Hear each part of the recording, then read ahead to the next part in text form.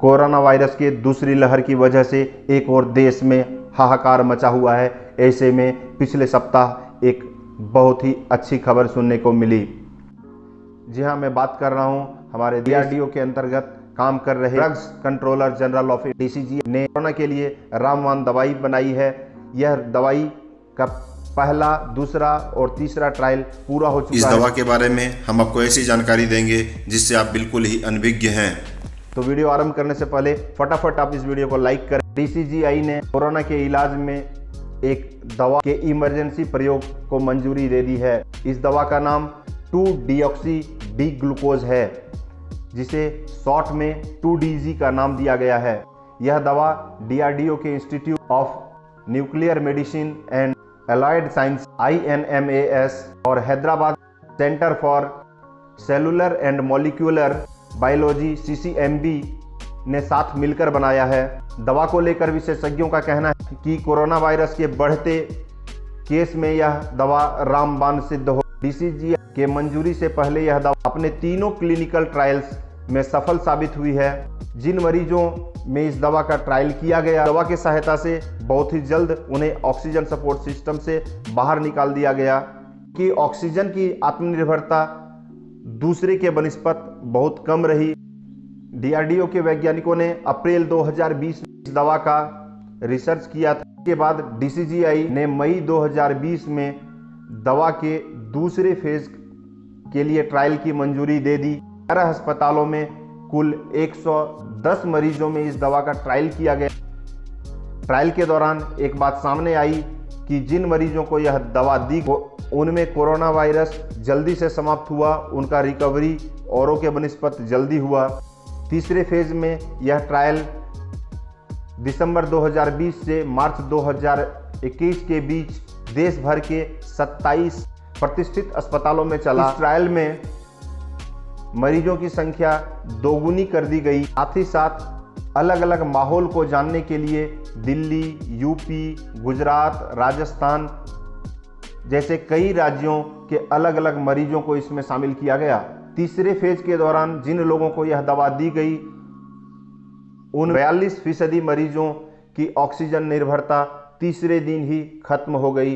अर्थात जिन लोगों को यह दवा दिया गया उन्हें 3 दिन के अंदर ऑक्सीजन सपोर्ट सिस्टम से बाहर निकाल लिया गया। अब हम बात करते हैं कि इसका प्रयोग किस प्रकार से किया जाता है। तो आपको जानना चाहिए कि यह दवा न तो टैबलेट के रूप में है, न कैप्सूल के रूप में है, न ही इंजेक्शन के रूप में है, बल्कि यह दवा जिस प्रकार से ORS और ग्लूकोज का पाउडर बाजार में बिकता है, ठीक उसी प्रकार से पाउडर फॉर्म में है, जिसे पानी में घोलकर मरीजों को दिया जाए। दवा लेने के बाद जब ये 2-डीऑक्सी-डी ग्लूकोज शरीर के अंदर पहुंचता है तो यह कोरोना संक्रमित कोशिकाओं में जमा हो जाता है और वायरस को बढ़ने से रोकता है। डीआरडीओ के वैज्ञानिकों की माने तो यह ग्लूकोज कोरोना संक्रमित कोशिकाओं की पहचान करती है और अपना काम शुरू कर देती है। बनाने वाले डीआरडीओ के वैज्ञानिक डॉक्टर AK मिश्रा ने बताया कि किसी भी वायरस को ग्रोथ होने के लिए ग्लूकोज की आवश्यकता पड़ती है। जब वायरस को ग्लूकोज नहीं मिलेगा तो उसके मरने के चांसेस काफ़ी बढ़ जाते हैं। इस वजह से वैज्ञानिकों ने ग्लूकोज का एनालॉग बनाया जिसे 2-DRC ग्लूकोज कहते हैं। कोरोना वायरस ग्लूकोज समझकर ग्लूकोज के इस एनालॉग को खाने की कोशिश करेगा, लेकिन वह ग्लूकोज नहीं होगा। इस वजह से जैसे ही कोरोना वायरस ग्लूकोज के इस एनालॉग को खाएगा, तत्काल उसकी मृत्यु हो जाएगी। एक एक कर कोरोना वायरस का सेल जब शरीर में मरने लगेगा तो धीरे धीरे हम कोरोना मुक्त हो जाएंगे। यही इस दवा का बेसिक प्रिंसिपल।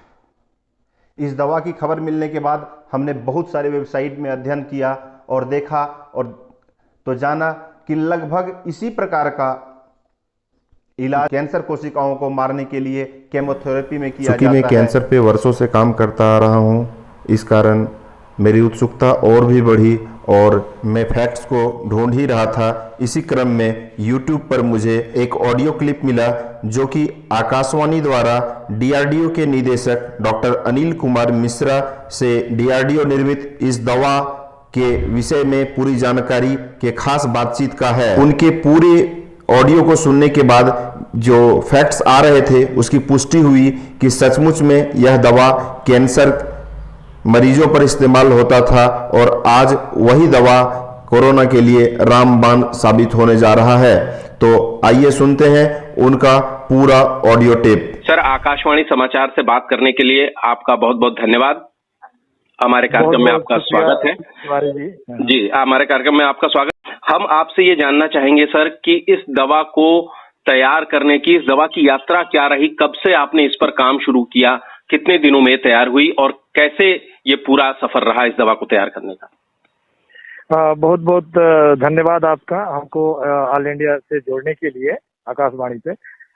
इस दवा का सफर कुछ 15-20 साल से चल रहा था हमारे इंस्टीट्यूट के अंदर, डीआरडीओ के ऑर्गेनाइजेशन के अंदर। और उसमें जो हमारे सबसे पहले एक प्रोफेसर विनय जैन निदेशक हुआ करते थे, जो कि जर्मनी से पीएचडी किए थे, और उन्हीं का ये मॉलिक्यूल था जो वो यहाँ लेकर के आए थे। इसका पहला उद्देश्य ये था कि उस समय जो ब्रेन ट्यूमर को ट्रीट करने के लिए हमारे पास कोई एडजुवेंट नहीं थी, क्योंकि वो बड़े सॉलिड ट्यूमर और बड़े ही रेजिस्टेंस होते थे, चाहे वो कीमो से हो चाहे रेडिएशन से हो। तो उस प्रक्रिया में उन्होंने इस दवा का प्रयोग किया और प्रयोग करने से उनको ये सफलता मिली कि हम जो ट्यूमर को सॉलिड है, जिसमें वेस्कुलराइजेशन नहीं है, उसको हम सेंसिटिव बना सकते हैं रेडिएशन के लिए और कीमो के लिए। तो ये इस तरह का काम इसमें ऑन्कोलॉजी में, न्यूरो ऑन्कोलॉजी में बहुत पहले से चल रहा था। लेकिन जब ये कोरोना का दौर आया इस देश में, उस वक्त मेरे 2 वैज्ञानिकों ने, डॉक्टर अनंत नारायण भट्ट और सुधीर चांदना ने, जो इस काम को इस आयाम पे लाने की कोशिश करी कि जो मैकेनिज्म कैंसर सेल के लिए है कि उसको भी बहुत सारे ग्लूकोज की जरूरत होती है जब मल्टीप्लाई होते हैं, वैसे ही जितने भी वायरस या जितने भी बैक्टीरिया, चाहे जो इस तरह की स्ट्रेन जो बहुत फास्ट मल्टीप्लिकेशन होता है जिनको, तो जितनी ज्यादा डिवाइड हो गए, जितने मल्टीप्लिकेशन होगा उतनी उनको एनर्जी की जरूरत होगी। यह एनर्जी की आपूर्ति कहाँ से होगी, इसके लिए उन्होंने एक हमारे यहाँ ट्रांसपोर्टर कहा जाता है, जैसे को ग्लूट रिसेप्टर कहते हैं, उस ग्लूट रिसेप्टर के माध्यम से ये दवाएं अंदर जाती हैं और मिलता रहता है उनको, ये ग्लूकोज उनको अपटेक होती रहती है, जिससे वो मल्टीप्लाई करते रहते हैं। तो उसी का एक एनालॉग जो है ग्लूकोज का 2-डीऑक्सी ग्लूकोज है, जो कि ग्लूकोज की तरफ से दिखता है पर ग्लूकोज है नहीं।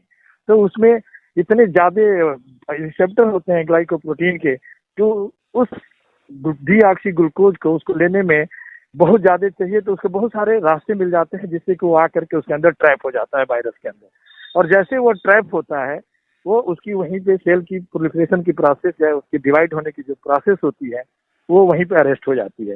इस मॉलिक्यूल का प्रयोग किया, तो अब कोई भी मॉलिक्यूल जो होता है, जो मार्केट में है या चाहे आज की तारीख में यूज हो रहा है, चाहे रिसर्च चलती है, उसके बहुत सारे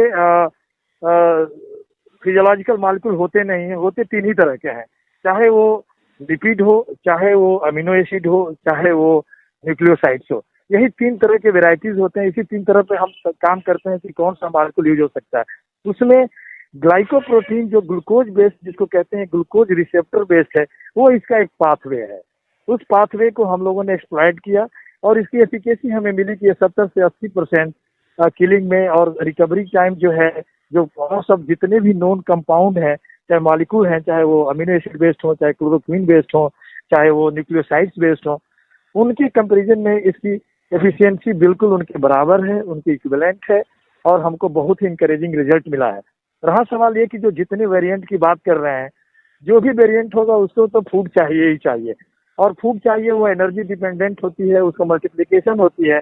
तो सिंस जब ये मल्टीप्लाई होते हैं उस समय उनको ग्लूकोज अपटेक बढ़ जाती है, और इतने ज्यादा रिसेप्टर के उनके चारों तरफ से आयाम होते हैं जाने के लिए, तो चाहे वेरिएंट कोई भी हो, फूड तो चाहिए चाहिए। तो वो जब भी इस ग्लूकोज को लेगा, जो कि एनालॉग है, रियल ग्लूकोज नहीं है, तो उसके अरेस्ट होने की संभावना बढ़ जाती है, चाहे वेरिएंट कोई भी। मैं इसको बहुत बड़ी उपलब्धि मानता हूँ कि ये पहला ऐसा ड्रग होगा जो कि एक लैब से रिपर्पज होकर के आज की तारीख में क्लिनिकल ट्रायल्स पास करके और ड्रग कंट्रोल ऑफ इंडिया से हमें अप्रूवल मिल गई है। तो ये बहुत बड़ी उपलब्धि है, जहाँ बहुत सारे ड्रग्स को drug control of India permission नहीं देता है।